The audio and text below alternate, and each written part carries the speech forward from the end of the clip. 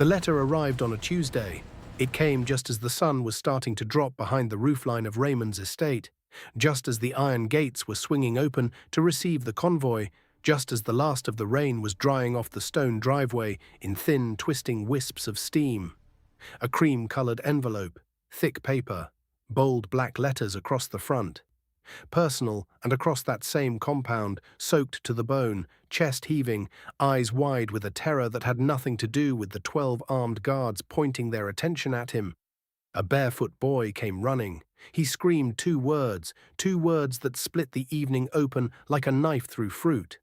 And Raymond, billionaire, empire builder, a man who had not flinched in the face of boardroom coups, hostile takeovers, or the quiet cruelty of betrayal, Raymond stopped. On he looked at the boy. And for reasons he would not be able to explain for weeks afterward, he did not open the letter. Welcome to Wealthra Stories, where every tale proves that one moment can rewrite a lifetime, that power without conscience is just noise, and that the people we overlook often hold the answers we desperately need. If you love stories with stakes that matter, hit that subscribe button right now and turn on your notification bell so you never miss an upload. Drop a comment below telling me where you're watching from. Raymond was born in Onitsha, third of 5 children. His father drove a commercial bus on the Onitsha-Enugu route until the vehicle broke down beyond repair and the bank came for the house. His mother sold fabric at the main market. I'm waking before 4 every morning to secure her space on the ground before the bigger sellers arrived. Raymond grew up understanding one thing with absolute clarity. The world did not wait for you to be ready. It moved on without apology, and if you were not fast enough, disciplined enough, willing enough to sacrifice comfort for progress, you would be left in the dust of people who were. He left home at 17 with 11,000 naira and a phone number for a distant uncle in Lagos who, it turned out, had moved to Abuja 2 years prior and never bothered to inform anyone. Raymond slept in bus stations for 3 weeks. He ate when he could. He worked when he could find work. He carried loads at the market, washed cars near Ojuelegba, sold recharge cards under the scorching Lagos sun until the skin on the back of his neck cracked from exposure. He saved every coin he did not spend on food. He was calculating even then. Measuring. Watching the men around him who had money and studying not just what they owned, but how they thought. He was 23 when he got his first real break. A construction company needed a site coordinator who could manage laborers and communicate with engineers. Raymond had no formal qualification for the role, but he had spent 2 years working on construction sites in an informal capacity, learning the vocabulary, understanding the tensions between the technical staff and the manual workers, recognizing where delays came from and how they could be avoided. He walked into that interview and spoke with such precise, specific knowledge that the owner of the company, a man named Chief Okafor, who had built his own fortune the hard way, looked at Raymond across the desk for a long time before saying, "Where did you study this?" Raymond said, "I studied the work, sir." Chief Okafor hired him on the spot. 5 years later, Raymond had saved enough to start his own logistics and infrastructure firm. He called it Cole Group. 3 employees, 1 second-hand vehicle, a rented office the size of a bedroom in a building that smelled of mildew on rainy days. 15 years after that, Cole Group had 12,000 employees, operations in 9 African countries, contracts with federal government agencies, and assets that analysts valued at figures Raymond sometimes struggled to say out loud without feeling the strange vertigo of distance between who he had been and who he had become. But the money did not make him soft. If anything, it made him harder. Because with the money came the betrayals. The first was a business partner who had been with him from nearly the beginning, a man named Chukwudi, who Raymond had trusted with the company's financial records, who turned out to have been quietly siphoning funds into a parallel account for almost 3 years. The discovery came through an external audit Raymond had almost not authorized. When Chukwudi was confronted, he did not deny it. He sat in Raymond's office, in the leather chair across the wide mahogany desk, and said with a calm that was more chilling than any anger could have been, "You became so big, you stopped noticing the small things, Raymond." That was the door. Raymond had him prosecuted, but the words stayed. The second betrayal was worse because it came from inside his own bloodline. a cousin who had been given a senior management position because Raymond believed in loyalty to family, who had used that position to steer contracts toward companies he secretly owned. That one cost Cole Group 200 million naira by the time the damage was fully assessed. By the time Raymond turned 42, he had developed a worldview that was as precise and unyielding as reinforced concrete. Trust was a liability. Sentiment was a vulnerability. Relationships were transactional by nature, and the only honest thing you could do was acknowledge that truth rather than dress it up in the language of brotherhood or loyalty. He kept his inner circle small and his emotional distance vast. He had security systems in his home that would have made a government facility nervous. He had lawyers who reviewed every document before he touched it. He had analysts who profiled every person who requested a meeting with him. He was, by any objective measure, one of the most protected private citizens in Nigeria. And yet, on a Tuesday evening in his own compound, with 12 armed guards and cameras covering every angle of his property, a sealed envelope nearly ended his life. And the only thing that stood between Raymond and death was a skinny, barefoot orphan boy who had followed his convoy through the rain. The morning had begun with the charity gala. It was a grand affair, organized by a coalition of business leaders and government figures under the banner of the West African Economic Development Forum. Raymond had been listed as a principal sponsor, which meant he was expected to appear, say something meaningful, and allow himself to be photographed alongside people he generally preferred not to spend time with. He arrived in a 3-vehicle convoy, 2 black SUVs flanking a bulletproof Mercedes sedan that he rarely traveled without. His head of security, a former military man named Sergeant Danladi, rode in the lead vehicle. His personal lawyer, Obinna, rode beside him in the Mercedes. 2 additional bodyguards occupied the rear seats. The gala itself was exactly what Raymond expected. Long speeches, careful smiles. Men in expensive suits making vague commitments to concepts they had no intention of operationalizing. He gave his own brief address from the podium, thanked the organizers, and spent the remainder of the event standing near the edge of the room, nursing a glass of water and watching the room the way he always watched rooms. Not for faces, but for patterns. He left at 4:30. The plan was to take the expressway back to his estate on the outskirts of Abuja, a 40-minute drive under normal conditions. But the rain had started while he was still inside the hotel. By the time the convoy pulled out of the hotel compound, it was a full downpour, the kind that turns roads into rivers in under an hour. Danladi received a call from the advance team they always sent ahead. The main expressway was passable, but slow. There had been an accident 2 kilometers ahead. The alternate route through the old government reservation area was clear, but would add 20 minutes. Danladi recommended the alternate route. Raymond approved it. That route passed through an older part of the city, through streets that narrowed between low commercial buildings, past a covered market that spilled onto the road, past a petrol station, past a crumbling wall painted with advertisements for mobile networks, and eventually past Karu train station, a facility that had been relevant once, decades ago, and now served mainly as a shelter point for traders and street dwellers during bad weather. The convoy slowed as it approached the area near the train station. The road ahead was flooded. Not dangerously, but enough that Danladi called a full stop while the lead vehicle tested the depth with a slow crawl forward. Standard protocol. Raymond sat in the back of the Mercedes, reading documents on his tablet. He was reviewing the agenda for the following morning's internal audit committee meeting. A routine document, dense with numbers and procedural language. He did not look up from his tablet. He did not see the boy. Aloy had been at the train station area for 3 days. He was 13 years old, though he looked younger, thin from inconsistent meals, wearing a faded blue shirt and dark trousers that were 2 sizes too large and rolled at the ankles. He had no shoes. He rarely had shoes. They were stolen or wore out faster than he could replace them. He slept in the covered section near the old platform, which still had a partial roof and kept the rain off. He shared that space with 4 other street boys, 2 older men who drank in the evenings and bothered no one in the mornings, and an elderly woman named Mama Chioma who sold boiled groundnuts from a small tray and who sometimes gave Aloy the ones that were too dark to sell without charging him. Aloy was not aggressive. not demanding, not the kind of street child who shouted at passing cars or pressed his face against restaurant windows. He was quiet, watchful. He had learned that silence was its own kind of armor, that if you watched long enough and carefully enough, you eventually understood the structure of any place you occupied. Who had power, who was pretending to, who was afraid, who was lying. He had learned this skill young. He had been forced to.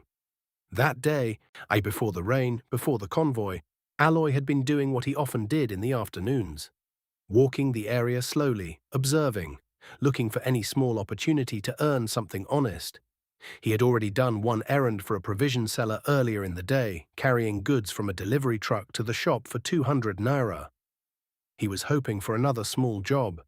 He had gone behind the thick bush near the abandoned section of the train station grounds to ease himself. That was when he heard the voice, low, deliberate.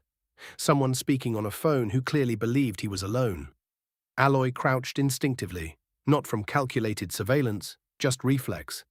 The instinct of someone who had spent years learning that the safest response to the unexpected was stillness. He listened. He heard pieces, not everything. The voice was careful, but not careful enough. He heard a name. Raymond. He heard the phrase pass through the train station route. He heard something about a package. He heard the word personally.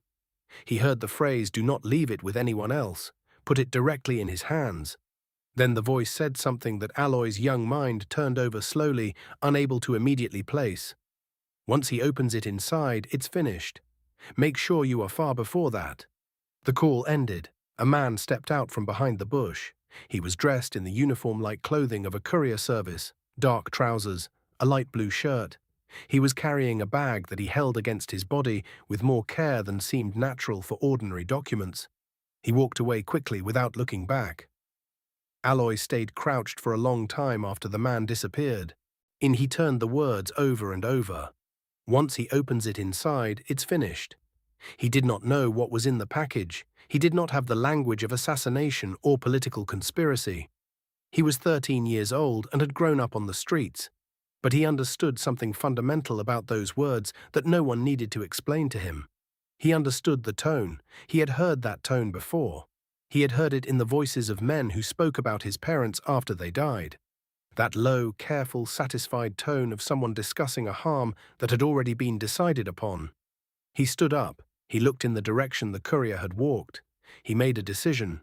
He would not leave. He would wait. He would watch. And if what he suspected was true, he would find a way to stop it.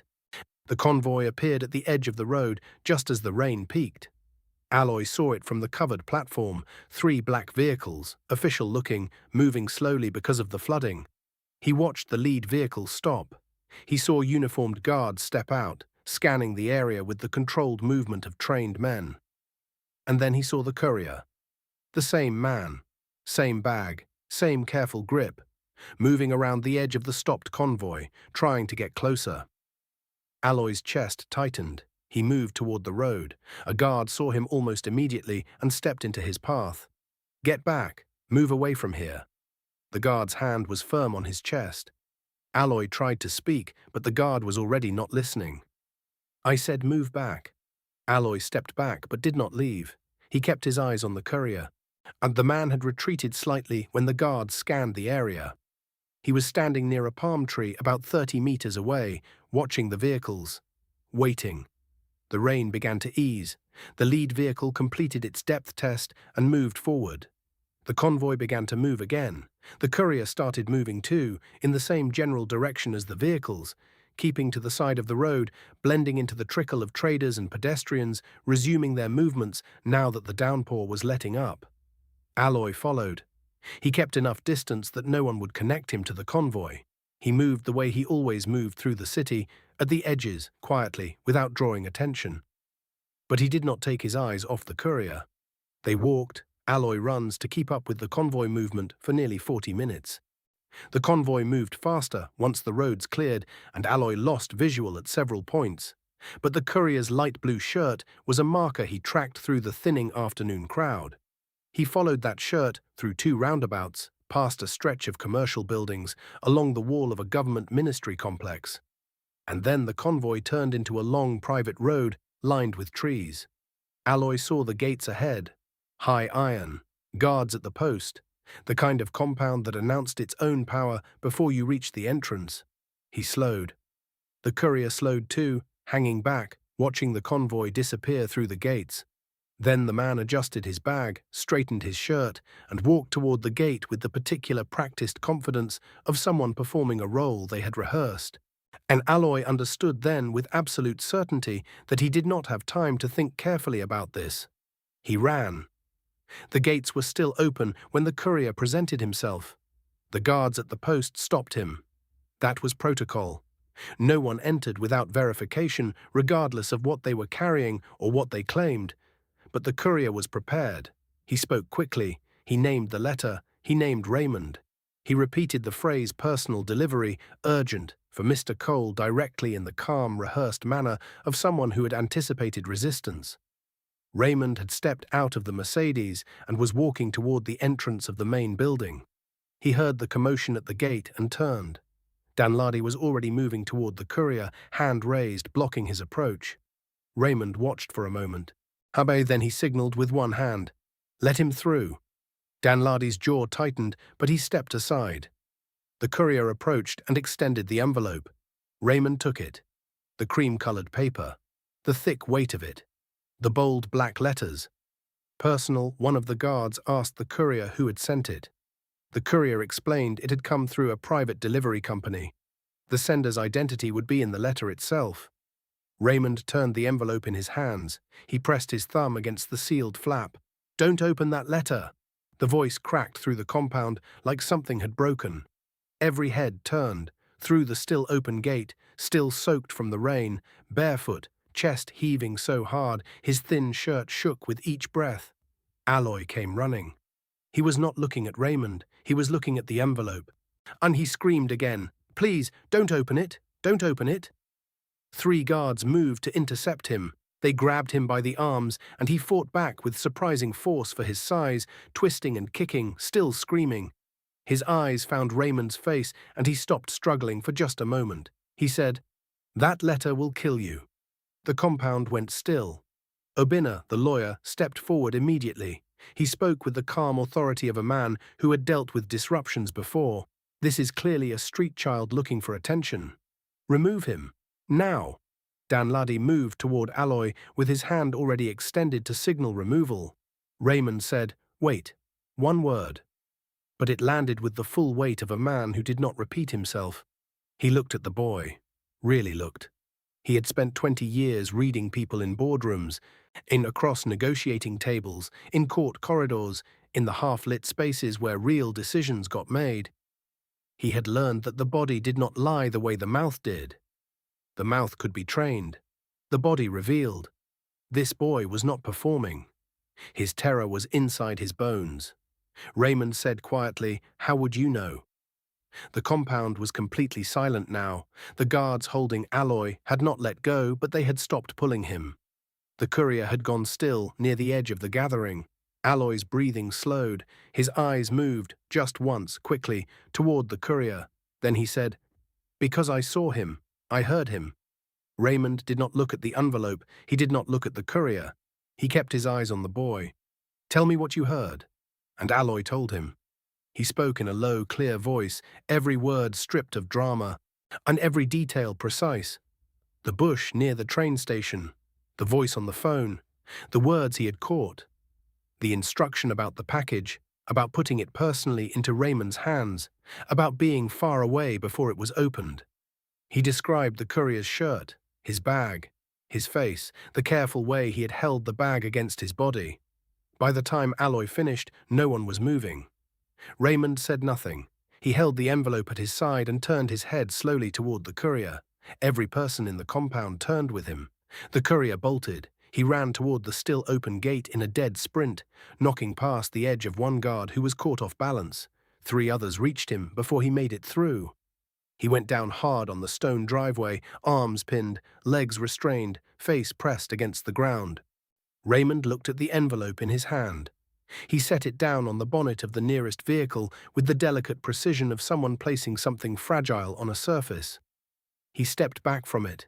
He said to Danladi, "Call the safety unit." Nobody touches that. The next 20 minutes were unlike anything Raymond had experienced in his life. The compound was evacuated. Guards formed a perimeter. Staff were moved to the rear section of the estate. Raymond stood near the far end of the driveway and watched with a stillness that Urbina later described as unsettling.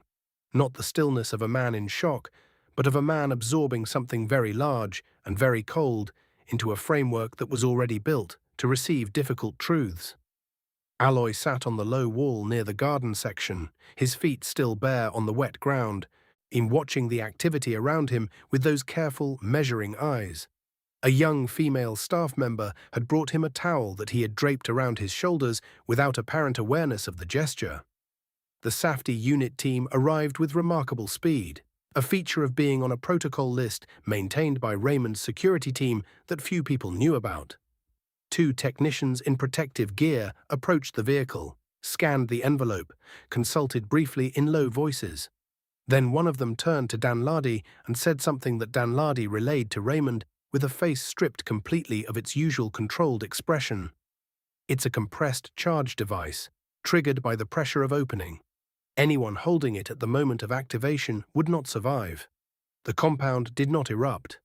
Raymond had not given anyone permission for that.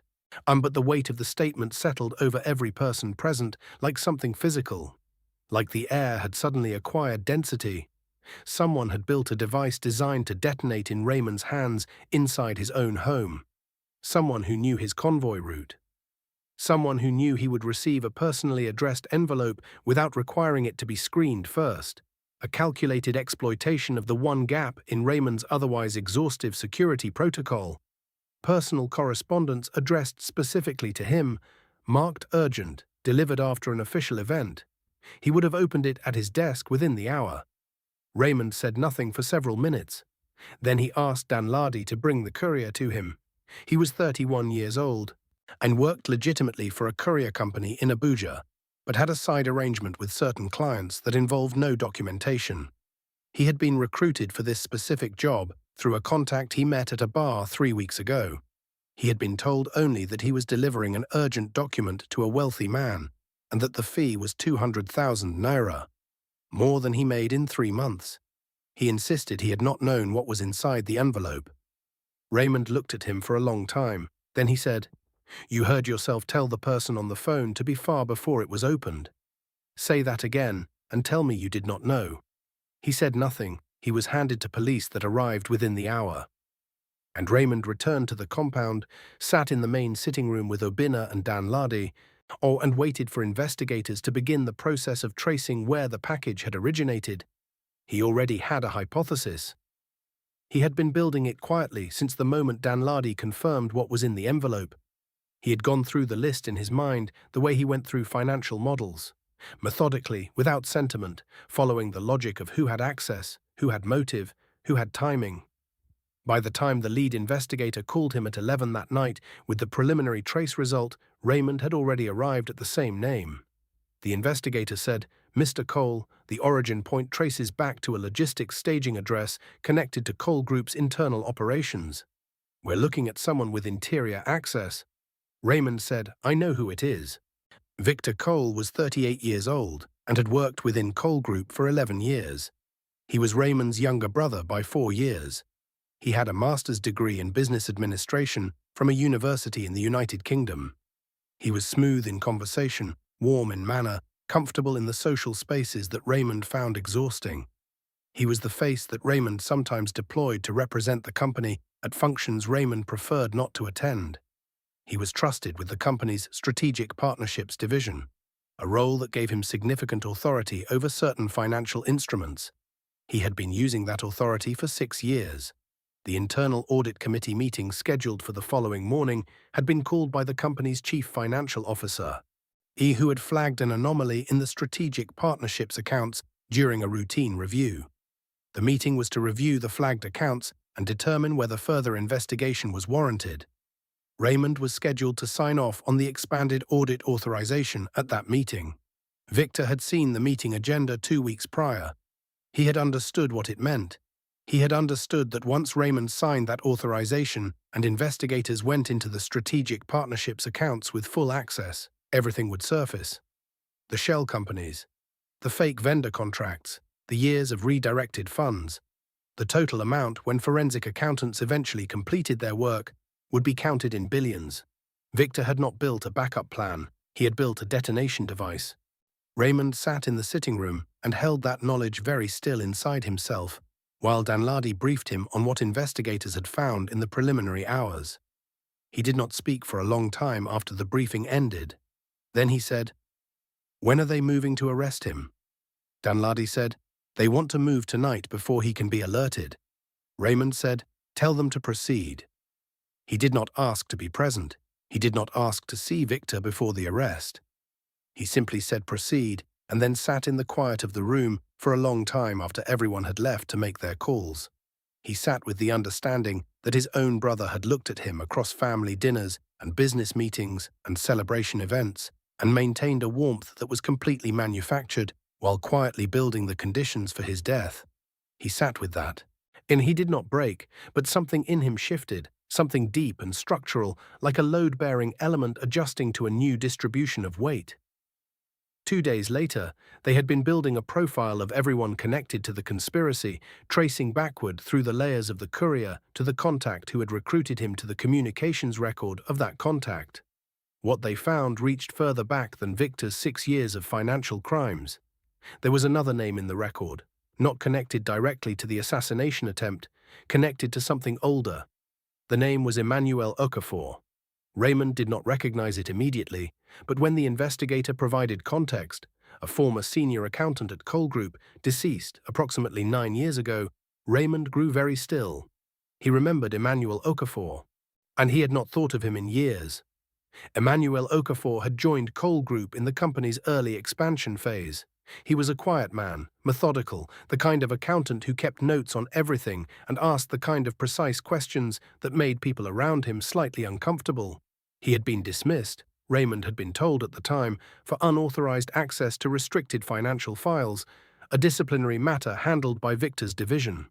Within 2 months of his dismissal, Emmanuel and his wife had died in a road accident on the Abuja-Kaduna highway. It had been registered as a tragic accident. Raymond had sent condolences to the family. He had not questioned the sequence of events. He was being told now to question the sequence of events. The investigators explained carefully, Emmanuel Okafor had, prior to his dismissal, flagged concerns about discrepancies in the strategic partnerships accounts to an internal ethics channel. Those concerns had been routed to Victor's desk. Within 4 weeks, Emmanuel had been fired. Within 8 weeks, he was dead. Raymond listened without speaking. Then the investigator said, "Mr. Cole, Emmanuel Okafor had a son, a young boy. The child survived the accident. He was not in the vehicle. He was placed briefly with a relative, but the record shows he ran away approximately a year after the parents' deaths. He would be 13 years old now." Raymond looked at the investigator. The investigator looked back at him. Neither of them said the name out loud for a moment. Then Raymond said very quietly, "Bring the boy to me." Aloy was still on the compound. No one had formally addressed the question of what to do with him after the emergency had passed. He had been given food and dry clothes by the household staff, and he had eaten without comment and changed without asking for privacy, in a way that made it clear he was accustomed to managing himself in whatever conditions presented themselves. He had spent the first night in a staff quarters room. He had not tried to leave. He had not asked for anything. Raymond came to him the next morning. He found Aloy in the garden, sitting on a low bench near the fountain, looking at the water with the same patient attention he seemed to give everything. He did not look startled when Raymond appeared and sat down across from him on the stone ledge. Raymond studied him for a long moment. He said, "What was your father's name?" Aloy's face changed. Something in it became careful. Then he said, Emmanuel Okafor." Raymond nodded slowly. He said, "Tell me about your parents." And Aloy, who had not spoken about his parents to anyone in years because there was no one who asked and no benefit to speaking of the dead to people who did not know them, Aloy looked at the fountain for a long moment. Then he began to speak. He spoke about his father, the way you speak about someone you memorized before you fully understood them.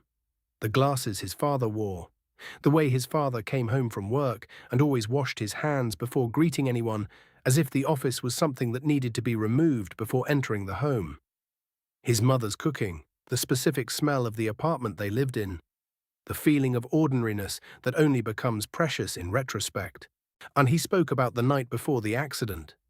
His father had come home late, quieter than usual, and had sat at the kitchen table for a long time after dinner without reading or watching television. Aloy had been sent to bed but had watched through a crack in his bedroom door as his father wrote something in a notebook. Writing with the particular focus of someone recording something important. He spoke about the relative's house, the year of displacement, the feeling of being a burden that was barely tolerated. The morning he decided it was better to be no one's burden at all, he spoke about the streets, 3 years of them, the learning curve of survival that no child should have to study. He did not cry. His voice was flat in the way that flat voices sometimes are. Not from absence of feeling, but from feeling that has been compressed down into something manageable over a very long time. Raymond listened to all of it. When Aloy finished, Raymond was quiet for a while. Then he said, "Your father tried to do the right thing. He saw something wrong in this company and he tried to expose it. The people who were responsible for what happened to him have been arrested. They will face justice." Aloy looked at him. Raymond said, "I am sorry I did not know. I am sorry I did not ask the right questions when I should have. Your father deserved better from this company, from me." Aloy said nothing for a moment. Then he said, "He always said you were a good man. He said you built something real." Raymond looked at the fountain. He said, "He was kinder than I deserved." The days that followed were a specific kind of chaos that Raymond had not experienced before. The legal process around Victor's arrest moved quickly. The financial investigation expanded, and the figures that emerged were staggering. Amounts that represented years of theft so carefully constructed that even Raymond's rigorous internal systems had not surfaced it without the accidental pressure of a routine audit review. Victor had not been careless.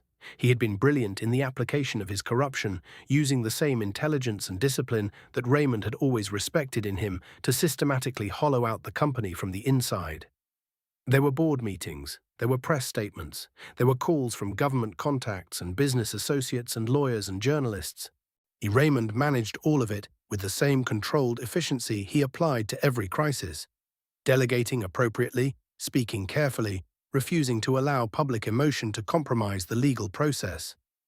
But in the evenings, after the calls ended and the staff retired, Raymond sat with what he actually knew. He knew that 12 armed guards had stood in his compound and missed everything.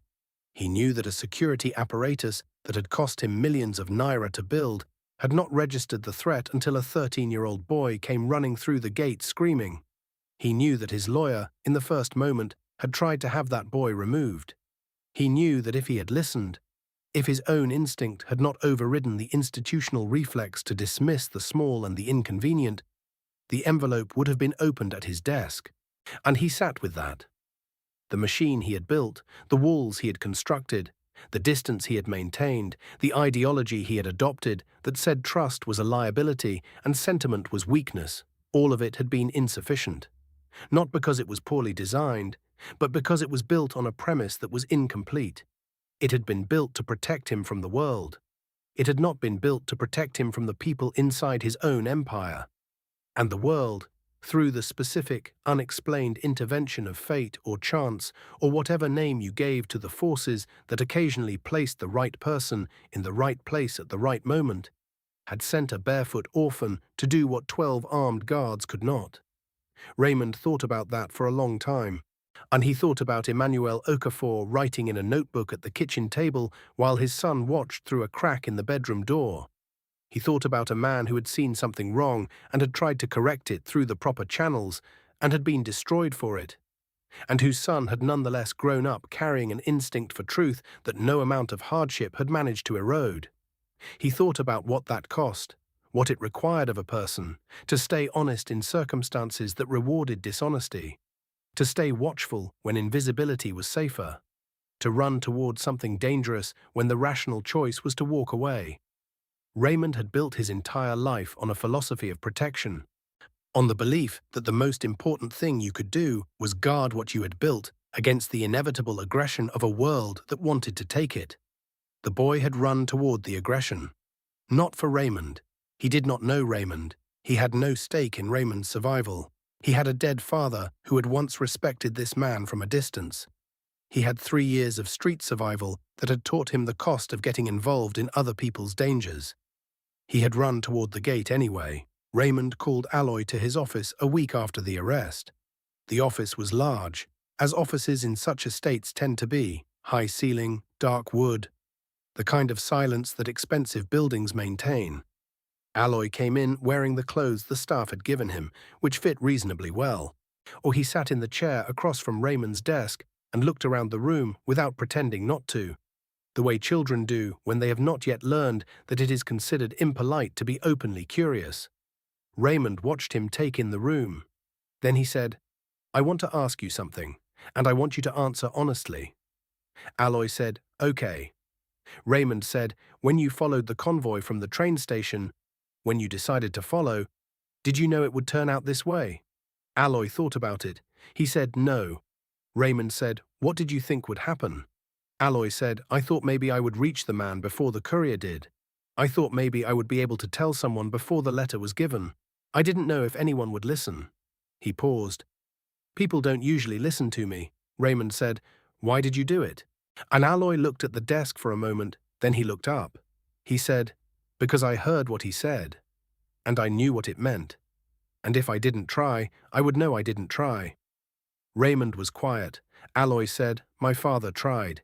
It didn't work for him, but he tried. I think that was the right thing." Raymond looked at him for a long time. He said, "Your father's name should not be forgotten. He is owed that. And you are owed more than what you have been given." Aloy's face was still. Not disbelieving, just still, the way someone is still when they are waiting to see if a thing that sounds too significant will remain real when you apply the next moment to it. Raymond said, "I want to talk to you about your future. I want to talk about school, about what you want to become, about what this next part of your life looks like." He paused. "I want to talk about whether you would be willing to let me be part of that." Aloy said, "What do you mean?" Raymond said, "I mean formally, legally. I would like to adopt you if you are willing. I would like for you to be my son." The room was very quiet. Aloy looked at him steadily. He said, "You don't know me." Raymond said, "I know enough. I know your father was a man of conscience who did not survive it. I know you are his son, and you have survived 3 years alone on the streets without losing whatever it is inside you that made you run through that gate. I know that is not common. I know that is not nothing." Aloy was quiet for a long moment. Outside, through the window, the garden was bright in the late morning light. The fountain moved. A bird passed. Aloy said, "My father would have liked you to know what he tried to tell you." Raymond said, "Tell me." And Aloy told him everything he could remember. The notebook, the names his father had written down, the accounts his father had tried to raise with the internal channel before the dismissal.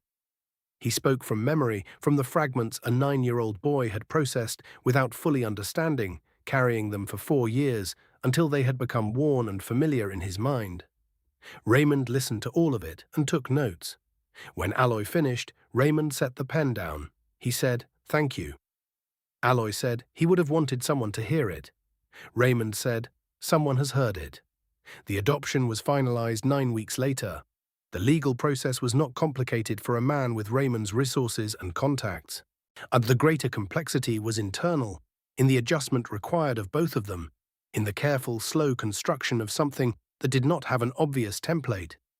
Raymond did not pretend that fatherhood arrived fully formed the moment the papers were signed. He was not built for easy warmth. The same reserve that had protected him through 20 years of business warfare was not a switch he could turn off because the context had changed. He was methodical about it instead. He asked questions. He listened to the answers. He showed up for the things that required showing up. School enrollment, medical appointments, the first week of adjustment to a new environment. Aloy was not a child who needed to be managed. He was careful himself, watchful, accustomed to self-sufficiency in ways that occasionally made Raymond recognize, with uncomfortable clarity, how much the boy had been required to absorb alone. But they shared something. They shared a way of observing, a preference for precision over sentiment, a belief that honesty, even when it cost something, was preferable to the alternative. Months later, Raymond sat on the rear terrace of the estate in the early morning. The garden was cool, the city was quiet. Beside him, on the low chair usually occupied by Urbina during working meetings, Aloy sat with a book open on his knees, a science textbook, fourth-year secondary school, which he was working through with the focused intensity he applied to everything. Raymond had a document in his hand, a revised charter for Cole Group's internal oversight framework, and he had spent considerable effort redesigning the governance structure in the aftermath of Victor's arrest, adding independent audit functions, external board oversight, anonymous ethics reporting channels that actually went somewhere. He had named the ethics division after Emmanuel Okafor. It had been a decision made quietly, without public announcement, registered only in the company's internal documentation. He put the document down. He looked at the garden. He thought about a Tuesday evening. A cream-colored envelope, a boy running through an open gate soaked and breathless and terrified. He thought about all the money he had spent on protection, all the systems, all the distance, all the careful management of exposure. The belief held for so long it had become indistinguishable from his own thinking. That wealth was its own kind of fortress. He thought about everything it had not protected him from. Raymond built walls with money, guards, and distance. On a Tuesday evening, all of it combined could not do what one barefoot orphan did in 30 seconds. That is not a story about security failing. That is a story about what we choose to see. Worth does not always arrive in expensive clothes or armored vehicles. Sometimes it arrives soaking wet, barefoot and screaming through your gate. The question is never whether help is coming. The question is whether you are too proud, too protected, or too blind to recognize it when it does. Before you leave, do you believe help can truly come from anywhere? Or has someone the world told you to ignore ever shown up for you when it mattered most? Drop your answer in the comments. We read every single one. If this story moved you, subscribe to this channel right now and turn on notifications. We release stories like this every week. Stories about power, truth, dignity, and the people nobody sees coming. Share this video with someone who needs to hear it today. We will be here. Do not miss the next one.